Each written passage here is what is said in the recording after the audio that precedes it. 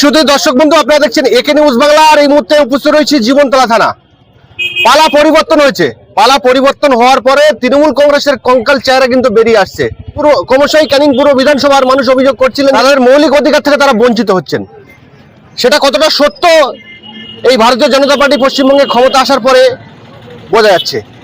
কালিকাতলা থেকে বেশ কিছু মহিলারা এসছেন, সেই জায়গায় তৃণমূলের যে নেতৃত্ব রয়েছে তাদের বিরুদ্ধে বিস্ফোরক অভিযোগ করা হচ্ছে। তাদের বিরোধী দল করার জন্য তাদেরকে বহুদিন বাড়িতে উঠতে দেওয়া হয়নি, মারধর, অত্যাচার, এমনকি মহিলাদের অসৎ উদ্দেশ্যে তাদের ডেকে নেওয়া হয়েছে। আর প্রত্যেকটা অভিযোগ কিন্তু তৃণমূল কংগ্রেসের যারা নেতা রয়েছে তাদের বিরুদ্ধে।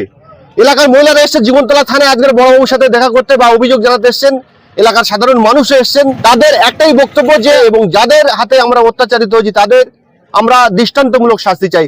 কি বলছেন কালিকাতলার যে মহিলারা এসছেন এবং বেশ কয়েকজন সঙ্গে পুরুষরা এসছেন, তাদের সবার বক্তব্য শোনাবো আপনাদের। কালিকাতলা থেকে এসছেন, কারণটা কি, কি জন্য এসেছেন? আমরা বিচার চাইতে এসেছি। এমন কি ভোটের আগেও পর্যন্ত আমাদেরকে হুমকানি দেওয়া হচ্ছে যে একটা ভোট যেন না বাইরে যায়, বাইরে গেলে 4 তারিখের পরে তোমাদের খেলা হবে, আমরা খেলা করবো 4 তারিখের পরে। এইভাবে হুমকানি দিয়ে আমাদেরকে ভোটটা যেহেতু আমাদের নিজেদের স্বাধীনতা থাকতো না, আমরা কোথায় ভোট দেবো সেটাও পর্যন্ত ওরা দেখিয়ে দেবে। কেন আমাদের চোখ নেই? আমাদের হাত আছে, চোখ আছে, আমরা কোথায় দেবো না দেবো আমরা দেখে নেবো, সেইভাবে দেখিয়ে দেবে। ভোট দিতে পেরেছিলেন? হ্যাঁ, আমরা ভোট দিতে পেরেছি, কিন্তু আমাদের নিজেদের মর্জি মতন দিতে পারছি না, আর দিতে পারিনি এখনো পর্যন্ত 15 বছর পর্যন্ত। তো আজকে আপনারা থানায় এসেছেন, কি থানায় অফিসারদের কোনো অভিযোগ জানাবেন? হ্যাঁ, অভিযোগ জানাবো। এবার কি আমরা বিচার চাই। কার কার বিরুদ্ধে অভিযোগ জানাবেন? আমাদের মনে হয় নেতৃত্ব, মনে হয় শওকত মোল্লার নেতৃত্ব হয়ে আমাদের গ্রামে প্রচুর অত্যাচার করতো। আমরা আমাদের অভিযোগ নিয়ে এসেছি এই কারণে, যেহেতু আমরা দীর্ঘ 5, 6, 7 বছর ধরে আমরা প্রচুর অত্যাচারিত হয়ে আছি। বা টিএমসি নেতৃত্বে যারা আছে, জাহিরের নেতৃত্বে অনেকে আছে ওখানে, ভূপেন্দ্রনাথ মণ্ডল, আরও নূর ইসলাম, তারপরে সফের আলী, অনেকে আছে। এরা সকলে মিলে আমাদের উপরে অনেক অত্যাচার করেছে। এমনকি বাড়িতে ফেলে, রাতের অন্ধকারে ফেলে মেরেওছে পর্যন্ত আমাদেরকে। অন্ধকারে একা আমরা দাঁড়িয়েছিলাম, একটা মহিলা দাঁড়িয়েছে, না হলে 150-200 লোক ধরে একজনকে মারছে, বাড়িতে কোনো জনপ্রাণী নেই, এমন মারা মেরেছে। মেরে রাতের অন্ধকার আমার আশেপাশে কোনো কেউ আসতে পারেনি। ওদের নেতৃত্বে এমনই ছিলাম আমরা, এমনই ভয় হয়েছিলাম। এখনো পর্যন্ত আমরা কথা বলতে এখনই পারছি, এর আগে আমরা পারিনি কোনোদিন। ওদের এত প্রেসার কিট ছিল আমাদের উপরে। এমনও বলা হয়েছে, মহিলাদেরকে বলা হয়েছে যে যদি কোনো রকম কোনো কিছু মানে কোনো রিপোর্ট বাইরে যায়, মহিলাদেরও তো কিছু ওরা ছাড়বে না। গিয়ে মেরে চলে এসছে, আবার হুমকি দিচ্ছে। এই ইদানিং রিসেন্ট ভোটের আগে আমাদেরকে হুমকি দিয়ে এসছে, কি সমাচার না, বিজেপি হচ্ছে, ব্যবস্থা হবে 4 তারিখের পরে, আমাদের ব্যবস্থা করবে, আমাদের বাড়িঘর লুটপাট করবে, এমনকি লিস্টও হয়ে গেছে ওদের, আমাদের বাড়িঘর ভেঙে লুটপাট করে দেবে। এখন চাইছি যে এর আমরা সুবিচার চাই। ওই ভূপেন্দ্রনাথ মণ্ডলের বাড়িতে গ্যাসের ব্যবসা আছে, উনি এই গ্যাস কেন্দ্র করে অনেক মহিলাদেরকে ডেকে অশৃঙ্খল ব্যবহারও করেছে। উনি অনেক মহিলাদেরকে সাজেশনও দিয়েছে যে গ্যাস নিতে আসবে, কোনো সুবিধা হলে কারোর উপরে হামলা করছে, বা তাকে ভিতরে ডেকে পার্সোনালভাবে বসে কোনোভাবে তাকে সাজেশন দেওয়া হচ্ছে, তুমি বাড়িতে আসলে তার উপরে কোনো কিছু হয়তো করবে মহিলাদের, বা করেছে। হ্যাঁ, একটা মানুষের কথার ভিত্তিতে কিন্তু বোঝা যায় যে সে কি বলতে চাচ্ছে। যেমন আমার সাথে ঘটেছিল, সে যে অন্যায় করবে সে কিন্তু খোলাখুলি বলবে না আমি তোমার সাথে অন্যায় করবো, কিন্তু তার কথার মধ্য দিয়ে কিন্তু সে তার কথাটাকে ম্যানিপুলেট করছে, বা আমাকে হয়তো ম্যানিপুলেট করার চেষ্টা করবে। তাহলে এমন কিছু অসঙ্গতিক কথা আমরা নিজেরা সেখানে আমি নিজে প্রমাণ। ঠিক আছে, আমার সাথে সেরকম কিছু একটা ঘটনা ঘটেছে যে তার কথার মধ্য দিয়ে তার অসঙ্গতিক কিছু প্রকাশ পেয়েছে। ঠিক আছে, ভূপেন্দ্রনাথ মণ্ডল, তৃণমূলের, উনি ওনার জামাই নেতা, উনি ওনার নেতৃত্বে উনি আমাদের গ্রামটাকে পরিচালনা করতো, কিন্তু সেটাও আবার নির্মমভাবে অত্যাচারিত ভাবে উনি কিন্তু আমাদের গ্রামটাকে পরিচালনা করতেন। এই যে ভূপেন বললেন, তারপর জাহির বললেন, এদের মাথায় কাদের হাত আছে বলে মনে করেন? এদের মাথায় অবশ্যই শওকত মোল্লার হাত রয়েছে একদম, কারণ আমাদের এখানে তো মানে শওকত মোল্লার শাসিত এলাকা, এখানে উনি যা বলবেন তাই হবে, তার কথা এখানে একদম নড়চড় হবে না। কেন এসেছেন আপনারা? আমাদেরকে অত্যাচার করেছে, 15 বছর ঘর ছাড়া করেছে, স্বামীদেরকে মারছে, আবার আমাদেরকে হুমকানি দিচ্ছে। আজকের পর্যন্ত আমাদেরকে হুমকানি দিচ্ছে, হেঁসো দাউলি নিয়ে বলছে যে তোরা বাইরে বার, আমি তোদেরকে মারবো। কারা? ওই ভূপেন মণ্ডল, কোন দল থেকে বিলং করে? টিএমসি। এখনো পর্যন্ত আমাদের হুমকানি দিয়ে যাচ্ছে, আর আমাদের উপর অত্যাচার করেছে। ঘর দেওয়ার নাম করে আমাকে ডেকে নিয়ে গিয়ে গায়ে হাতে হাত বুলাচ্ছে, যেহেতু আমাদেরকে ভাসুর হয়, আমাদেরকে ডেকে নিয়ে এমন ব্যবহার করেছে ওই ভুবেন মন্ডল। আজকে আপনারা কি চাচ্ছেন?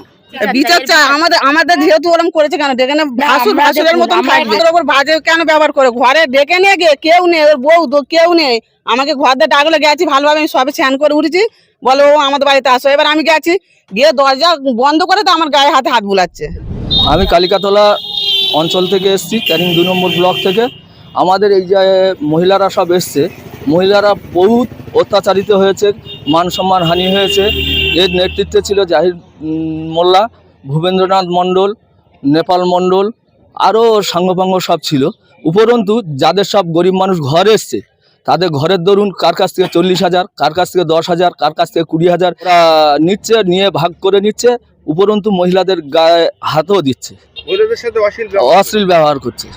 বিগত টিএমসি 15 বছর যে রাজত্ব করে গেছে সন্ত্রাস, এই সন্ত্রাসের আঘাতে বাড়ির নারীর সুরক্ষা তো নেই, নারীর উপরে প্রচণ্ড আঘাত হয়েছে, নারীর উপরে প্রচণ্ড পরিমাণে এরা নির্যাতন করেছে।